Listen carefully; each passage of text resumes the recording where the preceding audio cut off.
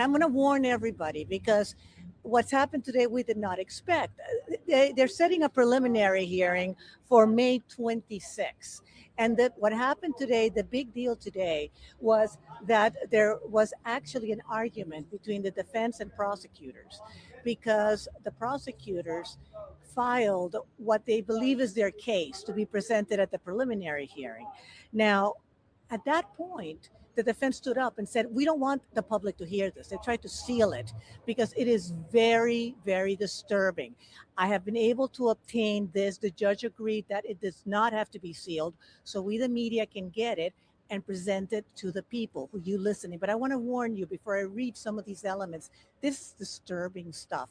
And it's a good reason why they wanted it sealed, the defense. But in essence, what the prosecution is saying is that David Burke met Celeste Rivas when she was 11 years old and he was 18. They started dating when when she was 13, he was 18, and they started a sexual relationship.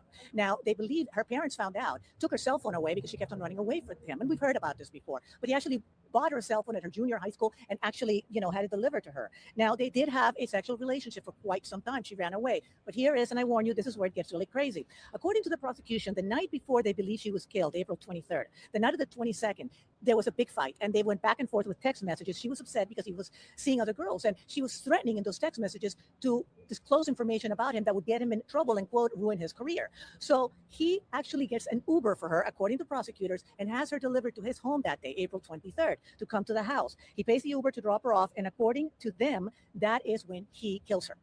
They say he stabbed her to death, and he actually waited, according to this complaint, until she, quote unquote, bled out. Then he took her phone, traveled to Santa Barbara, and kept on calling, texting her, saying, where are you? Where are you? As her body is sitting in her house, again, according to prosecutors. I want to underline that David has declared himself not guilty, okay, of all this already in court, of any charges or whatever may happen. So he goes to Santa Barbara, and that's where, according to the complaint, investigators actually found her ID and some of her stuff. Then he returns home, and get ready for this. He starts ordering on Amazon the tools that they say he used to dismember her body, including, and I kid you not, a burn cage and shovels and all kinds of things. Has the stuff delivered. And according to them, because they served a search warrant in his garage, this is where he supposedly did this, he proceeded to dismember her body, specifically jarring is taking away her pinky finger because his name was tattooed on it. Again, these are allegations by the prosecution. He has pled not guilty, and this is the case they plan to present at the preliminary hearing on May 26th. They say that they have a biological evidence, her DNA in the garage, in items left over from the pool, that kind of thing. Now, the defense wanted all this squashed because they said this is prejudicial to him, obviously. The prosecution in court was saying, of course it's prejudicial. It's our case against them.